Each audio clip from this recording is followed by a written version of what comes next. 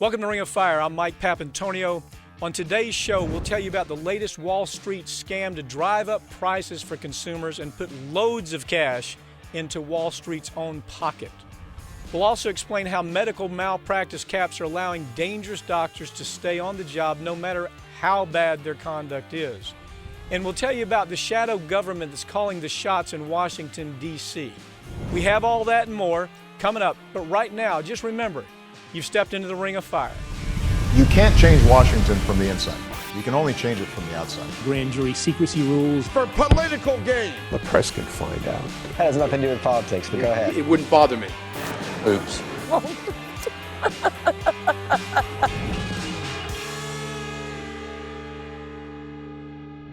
Wall Street bankers have set their sights on the commodities market, and their manipulation is causing prices for consumers to rise.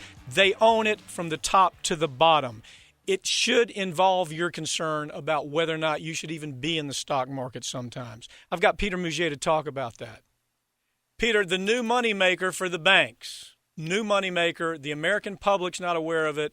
You can damn sure bet that corporate media is not talking about it, is we now have bankers that used to be just in the business of banking when you had Glass-Steagall, until you had Graham from Texas come by, who was paid for the industry to destroy all the Chinese walls that were put up from the banking industry. Now, today, as we speak, you ask 10 people, they're not going to know the answer to this.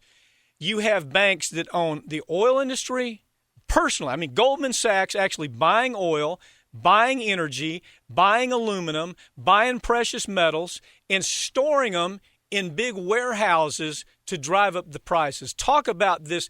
This is the biggest scam in America, and again, it is the disgusting Wall Street bankers running this country, and you don't have anybody talking about it in corporate media.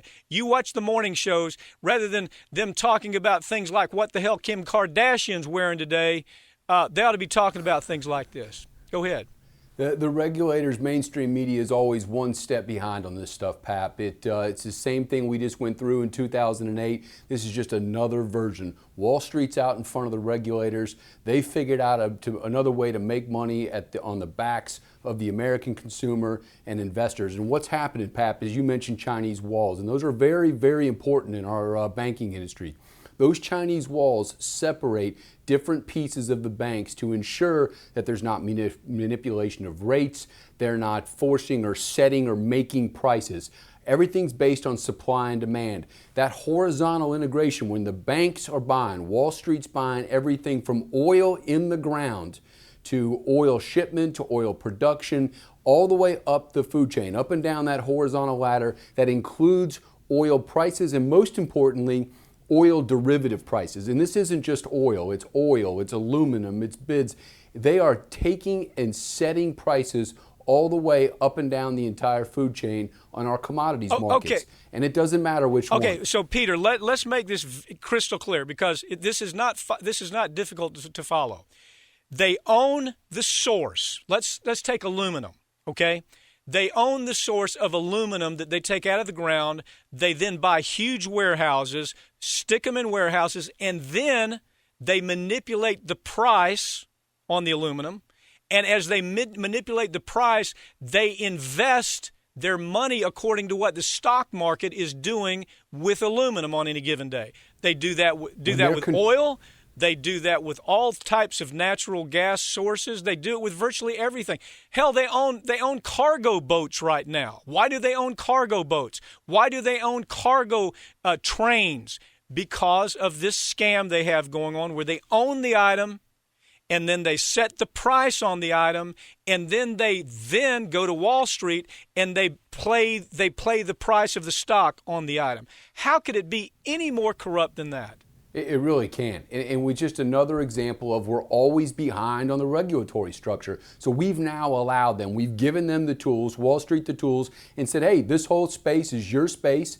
With this, the act that removed those Chinese walls, we've given them the opportunity to do it, given them the tools to do it, allow them to do it. Nobody's looking at it. Nobody's talking about it. and they're setting the prices all the way up and down the food chain.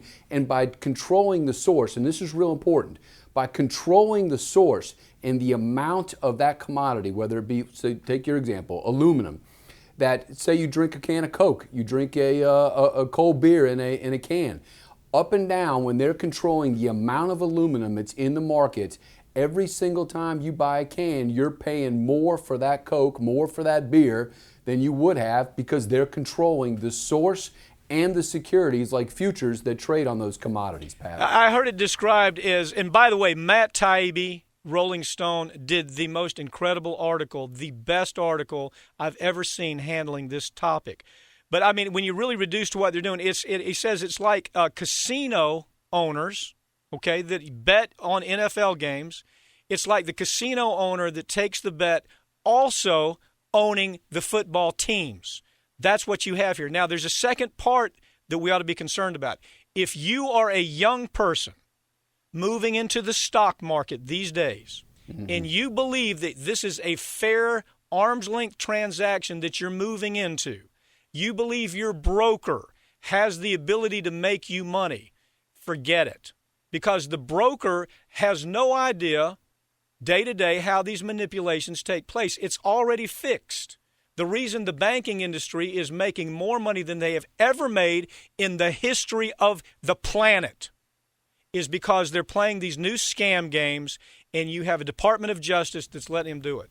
Well, and what's even more disgusting is you're 5 years out from the bailout. These are the same banks that were on the verge of destruction 5 years ago that we took our money as corporate taxpayers, bailed those banks out, paid for their last mistake, which involved removing Chinese walls from the real estate markets and created the last mess we went through. You're talking almost the exact same type of removing the Chinese walls, letting these firms operate up and down the street, all up and down the organizational structure, like you said, in the ground, shipping, warehousing, securities, and the futures, the commodities market.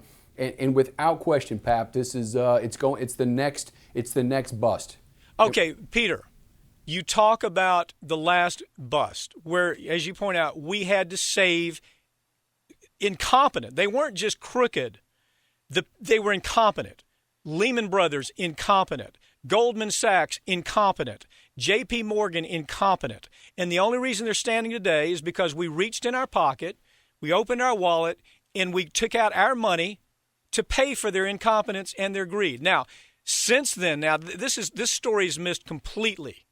Since then, let's just talk about the other scandals that were so underreported in the media that most people don't even know what in the hell they're about. LIBOR. Now, there you had LIBOR.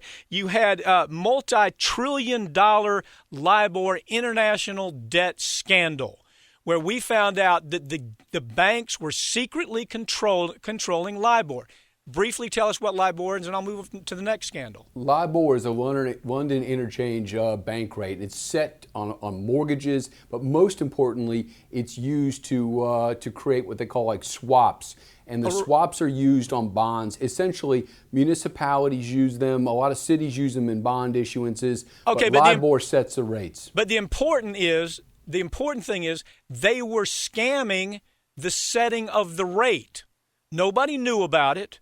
Corporate media didn't have a clue. Regulators say they didn't know about it. I believe they did know about it, if you want to know the truth. So that's one scandal that happened even after the burn down. The second, people don't even know this scandal. It's where they were actually setting the currency rates around the world and then secretly betting according to how they would set the currency rate. So you might have thought, well, I'm going to go and buy euros, and it's going to be a free market. I'm going to be okay. It's just I'm going to respond to market indicators. There are no market indicators for crime. And you had Wall Street, the same thugs that we're talking about right now, that what did they do with the currency rate? They hustled that. They scammed that. Nobody knew about it. Regulators say they didn't know about it. Again, I believe they did. Corporate media didn't talk about it. People lost trillions of dollars all over the planet. A lot of those rates, whether it be the currency rates or LIBORs, were being set based on what they call if the banks are long or short. So if they're long, meaning they expect the rates to go up, they're setting them and vice versa. But they're setting rates dictated by what the bank's position is, not necessarily supply and demand. Where can they capture the spread? Pap, what you see here, the pattern you see is, and I've heard you say this before, there's nothing different than a common street thug that robs a store, and what these banks are doing wearing Armani suits is absolutely nothing different. They are taking money out of Main Street's pockets through these bank rigging scandals, one after another. Let me move now. Again, we start off talking about commodities, right? Right. Bankers moving into buying aluminum, oil, buying freight cars, buying tankers, so they can control the price, and they know when they're going to release aluminum, so they know what's going to happen with the price, and they bid against that. They know when they're going to release oil, so they do that. Whatever it is, they control it from the bottom up. Now, let me move on. How about these boneheads who believe that, hey, what I'm going to do is I'm going to protect myself with silver and gold? Same thing. They buy these commodities, they store them away, they wait till everything's right in, 24 hours before they say, we're going to release this amount of gold, we're going to release these diamonds, we're going to release this silver. They've already started playing the price game, inside information, and the guy who loses is the bonehead who took out all of his gold down to the local store and said, hey, melt it down because I'm going to get rich on gold. You can't get rich in this kind of market. It's all about the information. Who controls the information? I mean, it doesn't matter. Gold, silver, utilities. Utilities are another huge example. Goldman Sachs bought a 19% stake in a company called Dong that controls one of the European electricity generators. They have the information first. They can make decisions about how much of that commodity, in your example, gold, utilities, aluminum, it doesn't matter, how much is being released, how much is coming to market, and based on those, they own that whole horizontal integration top to bottom. system, setting the top to bottom. Top to bottom, all the way up to the security trade. That's exactly right. You believe your broker can give you sound advice. You believe your broker can tell you when to sell and when not to sell. The broker doesn't have these indicators. The broker is at the same disadvantage you are unless you are inside, because these guys have already made their money 24 hours before this stuff hits the market. And it's not just the broker, it's the financial services big boys, Merrill Lynch, Goldman Sachs, JP Morgan. They have spent billions of dollars marketing themselves as being able to have this information, this ability to analyze specific securities to pass along to their retail investors. Keep in mind, they're making money on that end too, Pap, on the trades. And when they're making money on that end, what they don't tell you, they tell you, we can give you the best information you can so you can make money here, excepting for we're controlling the prices on the other side. And there's some writers that are saying is, you know what? They allow the broker to make a little bit of profit just so people will stay in the market and the money doesn't dry up from the market. We're going to allow them to take a little bit, but we're not going to allow them to take the amount that we take because we're going to hide all this. Now, here's the bad news. You Democrats out there who believe, oh, my God, the Democrats are going to protect us. This originated with Bill Clinton.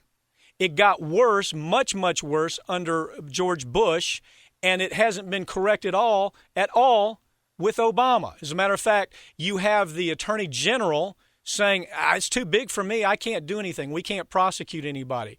So the point is this. Right now, as we sit, if you're a young person believing you're going to really make a lot of money in the stock market, you need to know right now it is so loaded against you that you have very little chance of that. Now, let me close with this, Peter. We're partners. I want to disclose that. But you're regarded as one of the best securities lawyers in this country.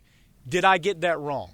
No, we're out there in front of all this stuff, Pap. We're pushing this. We're holding people accountable for exactly the type of stuff you're talking about. Antitrust, failure to disclose, conflicts of interest. We're out there in front all across North America. But it's still almost impossible. Look, Peter, thank you for joining me, okay? Thank you for being out there and fighting this fight.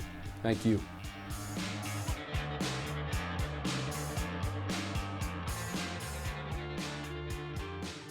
Medical malpractice is a very serious problem in America, but anti-consumer groups like the U.S. Chamber of Commerce are trying to make it harder for victims to have their day in court. But some states, well, they're fighting back, and we need to fight back. I have Linda Lipsen. She's the CEO of the American Association for Justice with me now to talk about that. Linda, stories about doctors cutting off the wrong arm, cutting off the wrong leg, blinding patients, killing them right there on the surgery table when there's really no reason for that. And in light of all of that, we learned that if you take a look at what's going on with medical negligence, it's the third leading cause of death in America. That is a startling number when you consider it's third only to heart disease and cancer.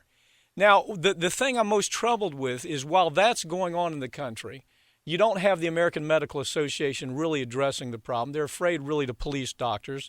They won't do it. You have people that even if they do have the wrong leg cut off, even if they are blinded, no matter how horrendous the act is by the doctor who's maybe a little out of control, their damages are capped. They can say what is a life worth? What is a leg worth? This capping all over the country is pretty scary stuff. Absolutely. What our nation should be focused on is safety and preventing the injury from occurring in the first place. Recent studies have come out with numbers that just are shocking. 440,000 people a year die because of medical mistakes in hospitals. Instead of making it more difficult for patients to recover their what we call damages following an act of medical malpractice, what should be happening is a real renewed commitment to safety and to making sure that the injury or death doesn't happen in the first place. In California, there's an effort underway to reverse what was passed 39 years ago, which was a cap on damages of $250,000, to just not to eliminate it, which I actually think they should do, but instead to tie it to inflation. So that the cap would be tied to really what real spending is. In other words, let's say, for example, a doctor blinds an artist, okay? Right. Our doctor cuts off the predominant arm of an athlete by mistake. You got caps. Now, and while the caps are taking place, while you're saying, no, your life, basically, we're talking about eyes and arms, but we're talking about their life. These are people devoted their life. According to this provision, that is the law of California and the law of about 28, 29 states, your life is worth $250,000. Okay, so while your life is worth $250,000, the insurance industry that has taken this lie, this absolute utter fraud, another insurance fraud, another insurance scam, as we see after every hurricane, as we see after every national disaster, another scam taking place by the insurance industry is now they're saying, gee whiz, we have to have caps while they're making huge profits by charging doctors inflated amounts for malpractice and keeping all the money. And the stupid American public, I mean, I don't know how else to say it. Those are my words, not yours, because I get so angry sometimes because the idiotic American public says, oh, yeah, I can agree to $250,000 cap as long as it's not my eyes, as long as it's not my child or my arm that's being cut off. Savings should have always gone back to the doctors. Right? The savings should have gone back to the doctors, but instead it goes in the pockets of insurance companies, which is completely wrong. But that's the way the insurance company sold it, though. If you cut, don't you remember? I know you face this every day, Linda. Doctors are leaving the country. Doctors don't practice anymore. Doctors, which is also a big lie, but the big lie was being told by the insurance industry. And they keep telling this story. So what California is trying to do is reverse, at least a proposal is now being considered in their state legislature and possibly as an initiative. They're starting to consider let's not eliminate the cap, but let's tie it to inflation. I mean, imagine, in real dollars, a $250,000 cap now is worth about $56,000 for the loss of your ability to have children, the loss of your leg, the loss of etc. And this harms poor people. It harms women. It harms veterans. Well, it harms everybody. Linda, I mean, the problem is I call it the ostrich syndrome, and that is it's not going to happen to me. I have lost count. Honest to God, Linda, I have lost count of the number of people that have come to this office where we have extraordinary capability to handle these cases. They come to this office and they say, well, what do you mean I can't? What do you mean my child's life is only worth this much? That the loss of my only child is worth this? And when you tell them, well, yeah, this is what you voted for. You see, you voted for that congressman, you voted for that state representative and that governor who pushed through caps. And I hate to tell you this, Mrs. Jones, but yes, I know you're paralyzed from the neck down, but we can only get you this amount of money. And it's startling. It's startling. It is startling, and it's absolutely unfair and discriminatory. And California now has the opportunity to reverse that. I mean, in 1975, when they passed this, the most popular song was Love Will Keep Us Together by Captain and Tennille. I mean, that shows you how long ago that was. And to have that law continue to discriminate and to hurt people that are horribly injured because of medical negligence is just wrong. I'm hoping that once California turns the clock back and creates a fair playing field for all patients, that I'm hoping that other states will also follow suit. Well, one problem, Linda, and you've talked about this. By the way, let me point this out. I do every time you're on the program.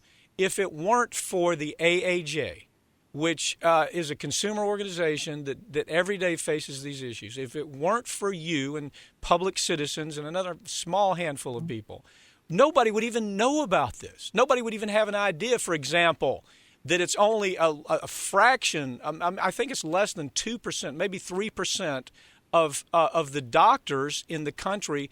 They create about 90% of all the medical malpractice. But the hospitals won't do anything. The American Medical Association won't do anything to that 3%. Hell, they don't even screen these doctors. They don't have drug tests. They don't have alcohol tests. They don't do anything to even find out, do some of these doctors have problems? But we know they do when they go back and look. Well, you're raising an important point. 1 in 5 doctors have substance abuse problems. We test our bus drivers and our pilots.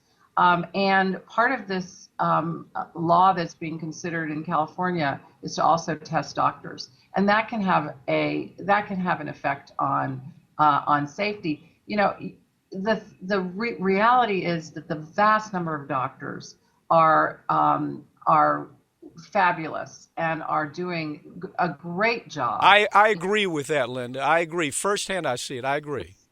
Absolutely, but there's a small group of doctors that are committing acts of medical malpractice over and over and over again. The insurance industry does not experience rate doctors and that commit multiple acts of malpractice, unfortunately. And so their rates aren't going up as they should in a marketplace. If the marketplace worked, everyone's rates go up.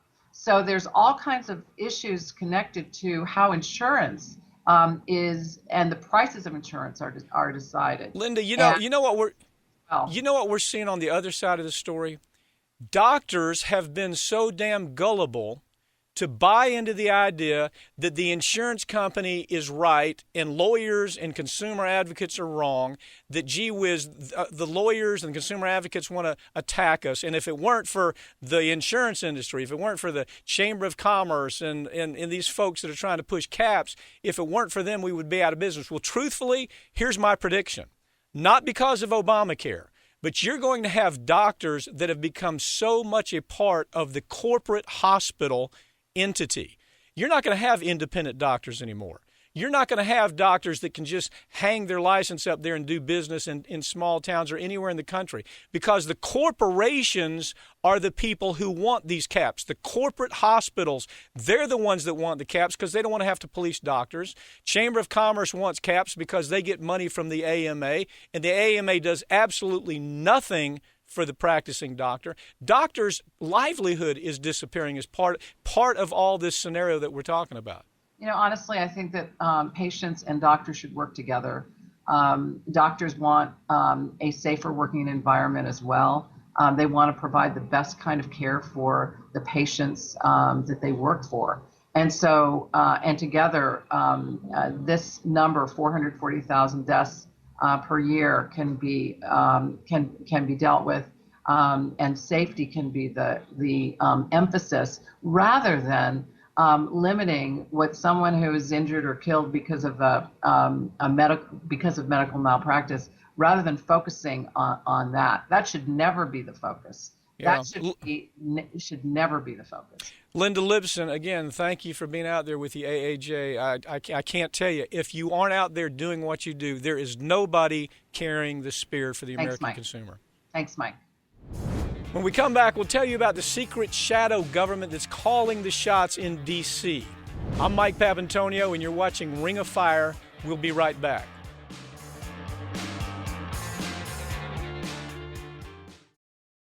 Hi, I'm Mike Papantonio, host of Ring of Fire on Free Speech TV. The corporate-controlled media rakes in millions of dollars in profit every year by only telling you half of the story. They're at the mercy of their corporate sponsors, and they refuse to take on corporations that kill, maim, and harm consumers. Here at Free Speech TV, we don't have shareholders. We don't answer to corporate America, and we don't pull any punches. Our loyalty is to the viewers, and our viewers are the ones that help keep Free Speech TV alive. Free Speech TV doesn't take corporate money, and that's why your financial support is so important to us. Viewer voices, not corporate sponsors, fuel Free Speech TV and drive many of our programming decisions. You can help protect Free Speech TV with your donation. Free Speech TV airs independent news and views for independent thinkers like you. Our people-powered programs demonstrate what's possible in our democracy when we unite as workers, as students, as artists, as parents, and partners in progress. More people means more power. Each donation brings more power in programs and more possibilities for change. Our programming equips viewers with vital tools, resources, contacts, and examples of how to collectively build alternative, sustainable solutions to serious community problems. Please donate now and bring these organizing tools into your community. Everyone should have access to news and information that's forming the world around them. Our goal is to keep you and everybody involved. We aim to reach every viewer possible because we're all in this together. Go online to freespeech.org and help support independent, honest news journalism. Your support helps keep information flowing, and together we can hold the corporate media more accountable. We perpetuate a culture of crime all the way from Wall Street right down to the main street in our hometowns. It's worse than it has been since FDR took control of the problem and said we can't count on industry taking care of the American labor. They probably have already engaged into some type of criminal cover-up, and the law prohibits the government from even doing anything about it. Watch America's Lawyer, Mike Papantonio, every Sunday at noon Eastern on Free Speech TV.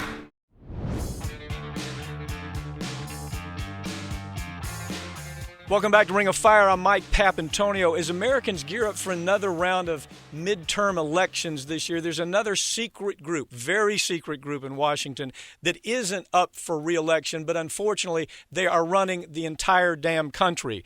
Joining me now to explain this shadow government is Mike Lofgren. He's author of The Party is Over. Mike, the article that you produced on the shadow government, I think would come as a major surprise to most Americans. They have a sense that something's not right, but I think in this article, the book, the story that you've broken down here is, to me, is interesting in the fact that people don't have a sense that anything like this could happen. And in your book, there's a shadow government running the country, and it's not up for re-election. I think it sums it up. Give me the 10,000 foot, and then let's talk about it from there, okay? Well, people suspect something's wrong, but if they don't know that this is kind of the end result, it's because they're simply not connecting the dots. And some of that is because of deliberate obfuscation. We hear all this stuff about the Constitution and how we elect our leaders and so forth, but gradually, over the years, ever since World War II, this has been building up. Already, more than 50 years ago, Eisenhower warned us about the military-industrial complex, but this has grown even bigger than the military-industrial complex. In the 70s and into the 80s, 90s, and the new century, Wall Street has got on board. Silicon Valley is a very important node of the deep state, and all these libertarian billionaires are working hand in glove with the government on surveillance. Okay, so I think the biggest surprise here when you start taking a look at it is it's not just the military-industrial complex. Eisenhower talked about that, yes, but he didn't talk about Wall Street's connection to all that. It's many parts to this. Silicon Valley connected, as you've pointed out, very astute. Wall Street connected.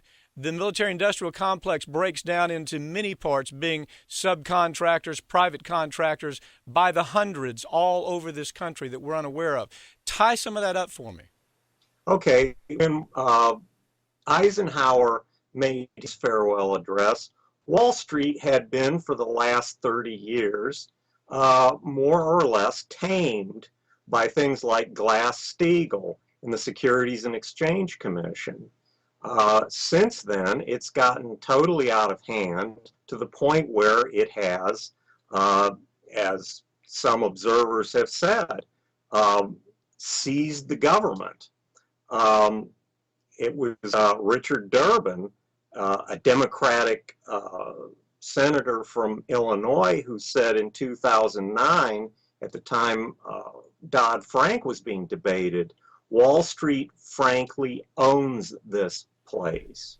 Mike, the thing that's not clear to most people is the connection between Wall Street and the military complex. Close that gap for me, and then we'll go. I then want to talk about other parts of this. Okay, Wall Street and the military-industrial complex. Well, Wall Street is the ultimate backstop for the military-industrial complex, for the deep state itself, because they generate so much money. We've seen an example of David Petraeus, General Petraeus, the most celebrated soldier of the last decade, going to Kohlberg Kravis Roberts, a Wall Street buyout firm that has about $80 billion under management. Now, his expertise in those areas, I'm not so sure of when I read his curriculum vitae. Well, what expertise would he possibly have? Here's a man that's a general. He comes from the military his entire life. And then he moves to Wall Street for what purpose other than to take his influence and to take his career and change that into money for this organization? Well, he's basically a door opener for the firm. And this is kind of the way that Wall Street and corporate America generally rewards people who are in government who kind of do what they generally approve of. They'll make more money than the dreams of avarice on Wall Street. It's a lot more than their government salaries. Mike, I think one thing you do, I think is very insightful, is you say, listen, we have an American public right now where we have they're cutting down our infrastructure. We can't pay for schools. We can't pay for Social Security. Apparently, that's their argument. We can't pay for safety nets. We can't build bridges. We can't build roads. We're out of money. We're starting to look like a third world banana republic where it comes to infrastructure. But nevertheless, every time this industrial complex says we need more money, it's there. We saw this last time with this last budget discussion. Zero cuts to the military. Zero cuts to the contractors with that military. Zero cuts to this money line that seems to go to this it's monstrosity of sorts. And let me be clear. When we talk about the military-industrial complex, in your definition, it has what many people miss. It does have the Wall Street component. It does have the Silicon Valley component. It does have the subcontractor component, where I think you point out in your you've pointed out a couple times that if you take just the contractors that are just in the Beltway, that if you took a look at how much influence, how much space they actually control there in Washington, it's overwhelming. Explain that a little bit. Well, particularly since 9/11, we've built the equivalent of 3 Pentagons full of intelligence contractors and other personnel working on these projects for the NSA and other intelligence agencies. That's an awful lot of people. In fact, there are more contractors with top secret security clearances than federal civilians. Now then you begin to ask the question, does the tail wag the dog? We've seen also the Washington metropolitan area is the richest area per capita in the country. How did that happen? Probably 3 of the top 5 counties in terms of per capita income in the United States are in the Washington metropolitan area. That's because all this money is flowing downhill to Washington. And it's flowing, as you point out. There's a corridor between Wall Street and K Street right to the Pentagon. If you're really honest about how this develops. Look, you talk about during a time when we're saying we don't have enough money to take care of the working poor in this country. We don't have money to educate our children. We don't have money to build roads and bridges. While that's taking place, we know that out in Utah, something unusual is taking place. About a $1.7 billion worth of unusual. Talk about that. Well, we don't have enough money to educate our children. We don't have enough money for bridges. In fact, we had, in the last 10 years, a couple of interstate bridges collapse. One of them in Minnesota killed, I think it was 14 people. Mm-hmm. Nevertheless, they can spend $1.5 billion in Utah to build this gargantuan warehousing facility to essentially warehouse every electronic trace that everybody in the world makes. It supposedly has a capacity of 1 yottabyte, which is the equivalent of everything written in the history of the world. 17 football fields is the size of this thing. Did I get that right? Approximately. That's right. I can't imagine it probably requires hundreds of millions a year just for the electricity bill to run it. If you take a look at it and really drill down to what the success rate of this massive monstrosity of money that taxpayers are putting towards an entity we don't even know what it does. We do know this. The track record is not that great. The track record in Iraq certainly is not impressive. The track record in Afghanistan is a disaster. The track record with Muammar Gaddafi was a disaster. Nobody even questions when this huge amount of money moves in these places, and without question, nobody really questions anything. The money's spent on subcontractors that are making a gazillion dollars that then flows back to Wall Street. Nobody says, what was the result of all this? What is your take on the result? The result has been, I think the war on terror, rather than making us more secure, has made us less secure. I mean, terrorism is a phenomenon in the world, and it has to be dealt with, sometimes violently. But going into Iraq, they invaded the wrong country. They spent $1 trillion. They expended 4,500 American lives, and who knows how many hundreds of thousands of Iraqi lives. And what did we get?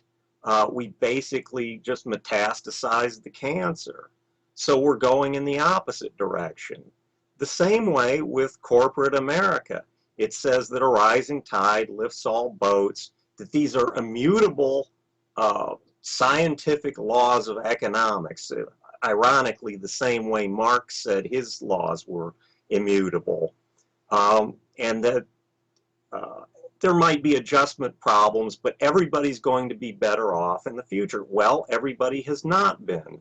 The median income has stagnated and started to decline, even as the rich have gotten much richer. And in the face of all that, you even have the Attorney General of the United States. Incredible quote that I took from your book. It says, this is Eric Holder. I am concerned that the size of some of these institutions have become so large that we don't even have the ability to prosecute them. There is no check and balance when you hear the highest ranking police officer in the country saying, you know what, it's so out of control, it's so big, it has so many parts that we can't even prosecute them if we want to. Very scary stuff, Mike. We're going to have your book available to everybody, but people need to understand that this is not something that you're really going to hear about in corporate media. It's not that they don't understand it. In a lot of ways, they actually are part of the problem. Mike, thanks for joining me, okay? You're quite welcome. Good to be here.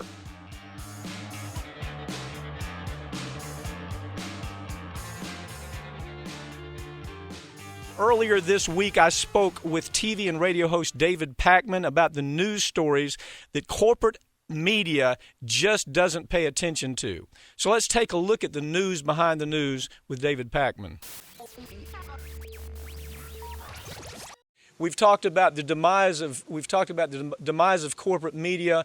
We've talked time and time again about how in 1985 you had 50 separate organizations that controlled the media. Now we sit here in 2014 where 4 organizations control everything. And when I say everything, I don't overstate that. They own publishing, they own newspapers, they own radio, they own television. Now they're making the foray into saying, you know, the last frontier is we want to take the internet away from you. We want social media, the rise of social media, to come to a stop. David, fill us in on the Comcast story. Yeah, so Comcast and Time Warner would like to merge. This would be a $45 billion merger. Combined, the two companies have 30 million customers. And of course, Comcast and Time Warner, both cable TV and high-speed internet providers. And to put this in context a little bit, remember that the cable industry, when you look at customer satisfaction, is always near the bottom.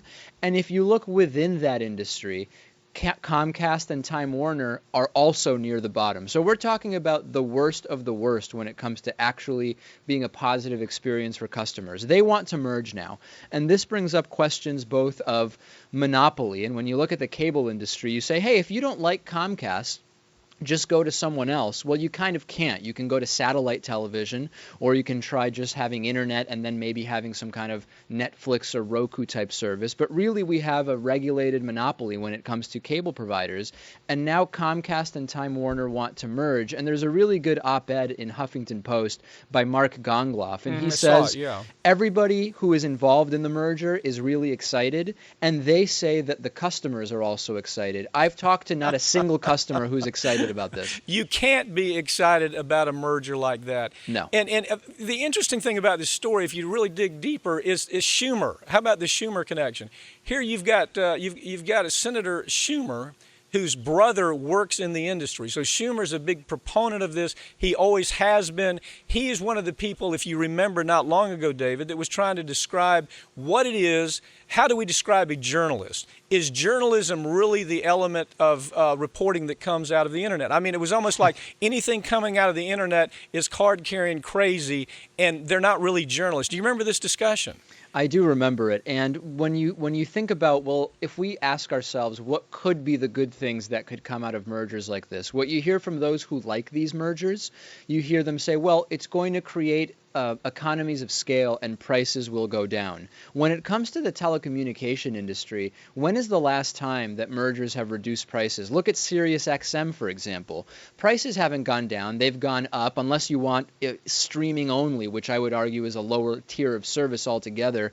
I don't think we can point to examples where prices have gone down. And if you actually look at the studies that have been done, looking at 28 mergers, Business Week wrote about this, between 97 and 2002, consumer satisfaction dropped in every single case during the first 5 years after the merger. We saw it happening. They bought up MSNBC. They bought Right. in GE. They started coming in with a footprint that says it was really kind of a surprise to some people. But it wasn't a surprise. It really wasn't a surprise to me. It's almost, we are this new liberal vehicle talking about news that's completely, opposite end of the world for Fox News. We're going to carve out this area. And then slowly but surely you see that changing right before your eyes, don't you? You do, and you mentioned MSNBC, and that's a key part of this, because not only is there consolidation in the delivery methods that we have, Comcast and Time Warner, for example, but with Comcast increasingly owning the production as well, this is a new level of consolidation. It's a new type of consolidation that we haven't seen. Yeah. Okay, so as we look at these stories, it's a continuation of this idea that the 1%, I mean, this truly is the 1% that's trying to say we want to maintain our position as 1%. One way you do that is you control the media. Have you ever seen an effort as broad as we're seeing here where you don't control the media with the message? The message, if we go back in time, the message, first of all, that the media developed for our economy was the trickle down. That was not just an invention of Ronald Reagan. That was an invention of the media as well. The media pushed that message. They made that message was a talking point. We're still living with that talking point. When the media gets to the point to where the message is so consolidated and it's so owned by just a few minds and a few people, it's very tough to make inroads into that. One avenue that you have left is the internet. This affects the internet as well, doesn't it? It does, and it's particularly concerning when you look at the recent net neutrality ruling. And if the merger happens, I've talked to people who say it will, I've talked to people who say it won't ultimately happen. If it does happen, we now have an entity that is twice as large that could start giving preference to bandwidth and websites and start to give preference to corporate media sources over alternative media sources when it comes to the internet. So even for people who say, you know what, I'm going to cut the cord as far as cable TV goes, I'm going to just have internet, and then I will get my news wherever I want. You'll be able to do that, but hopefully the video you get from Democracy Now!, for example, won't be grainier and have to rebuffer constantly as compared to what you would get from an MSNBC online stream. Yeah, well, don't forget, for those of you listening to this broadcast, don't believe that the Wall Street Democrats are there to stop this type of consolidation effort that's taken place in so many ways in this country. Right. But when we start talking about the media, don't forget that it was Bill Clinton that changed telecommunication law dramatically, that allowed this to happen. It was Bill Clinton that said,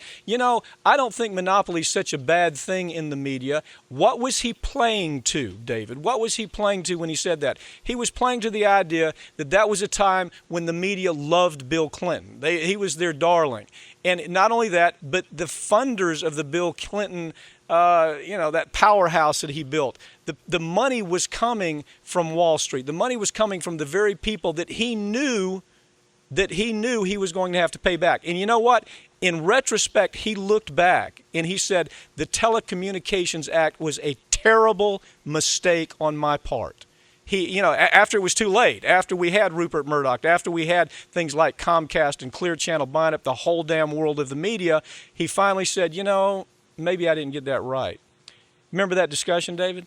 Absolutely. And if we could only now go back, and it's funny because so many times when you have politicians leave, I'm right now, because I've interviewed him many times, former Congressman Bob Ney, who was involved in a Jack Abramoff scandal, et cetera. He now sees so clearly so many of the things he got wrapped into. And I don't really think that it's a result of poor moral character in most cases. It's you get one finger in or one toe in the water, and then you've got your foot in, and next thing you know, you're up to your neck, and you can't really just back out all of a sudden when you realize this isn't a good idea. What else is out there that you looked at this week and you say, oh my God, this is another one of those stories? Well, I was looking at this, the verdict on the Michael Dunn case in Florida, where Stand Your Ground was invoked. People might not have heard of this story. It was kind of like a follow-up to the George Zimmerman case, where Michael Dunn pulled up to a convenience store and there was loud music playing in a car with 4 African-American teenagers next to him. He kind of incited an altercation and then, as he tells it, ended up fearing for his life as a result of the exchange he created, and then shot towards the car, missed a few people, but did fatally shoot a 17-year-old. And the verdict came in this week, and ultimately he was found guilty of attempted murder for the people he missed, but there was no verdict, or essentially a mistrial was declared for the individual that he actually shot and killed. He could still serve up to 60 years for the attempted murder convictions and discharging a firearm negligently or something like that. People are emailing me so confused. They just don't understand how this whole stand your ground thing is shaking out, and they don't get why the NRA loves it so much. But I think it's clear because the NRA just wants to sell guns. Well, the NRA found out that anytime you pass a law like Stand Your Ground, gun sales go up. I mean, it's an interesting graph we've used on our show before. That's actually startling. This case, as you point out, though, he does run the risk of 20 to 60 years. I think the interesting thing about this case, they're on so many different levels.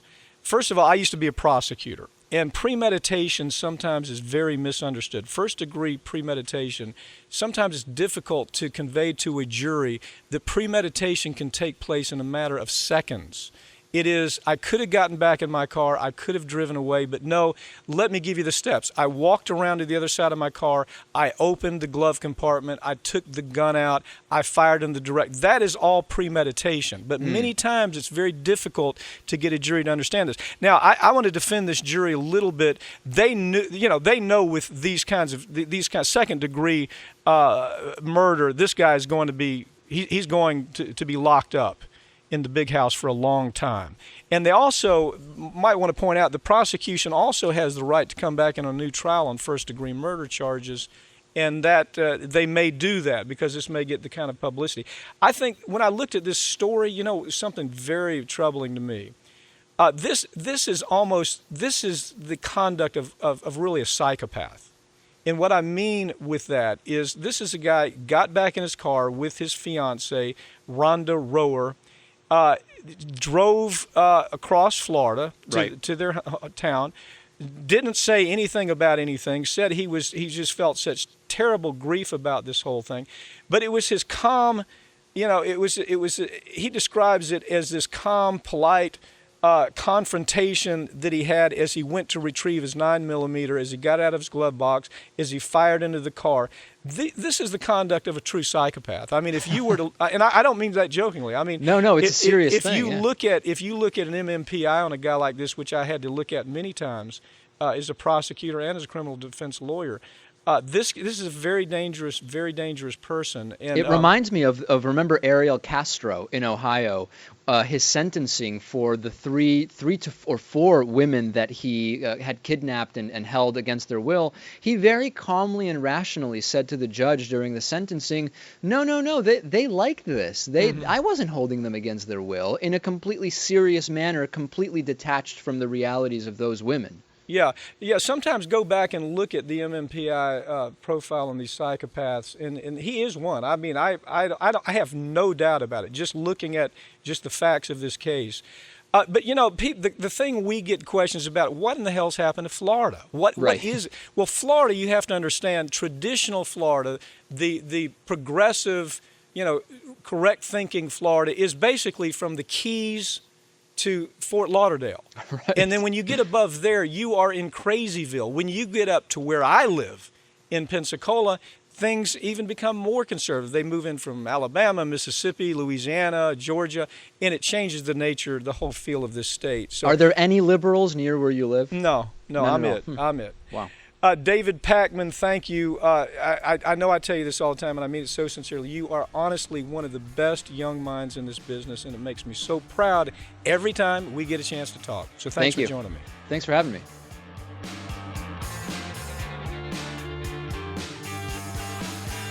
That's it for this week's Ring of Fire, but you can keep up with us throughout the week online at ringoffireradio.com or on Twitter at Ring of Fire Radio and on Facebook. I'm Mike Papantonio. We'll see you next week right here on Ring of Fire.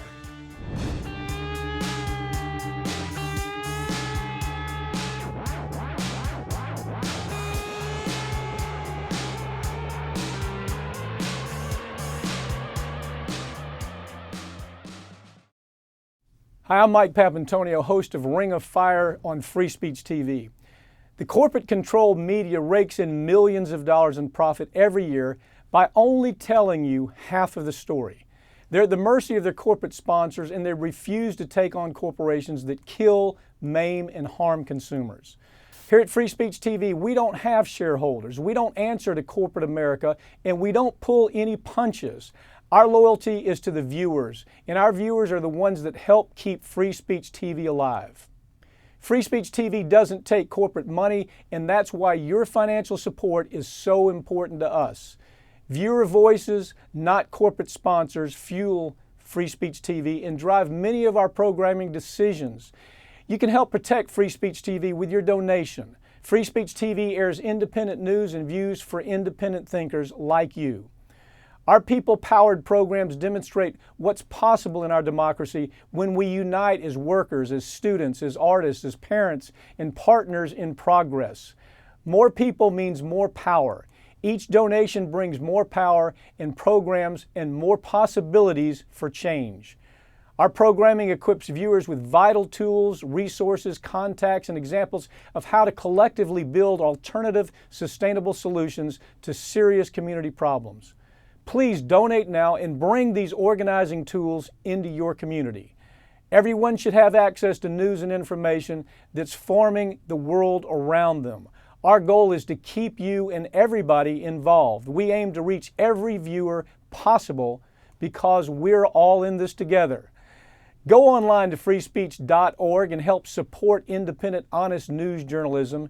Your support helps keep information flowing, and together we can hold the corporate media more accountable.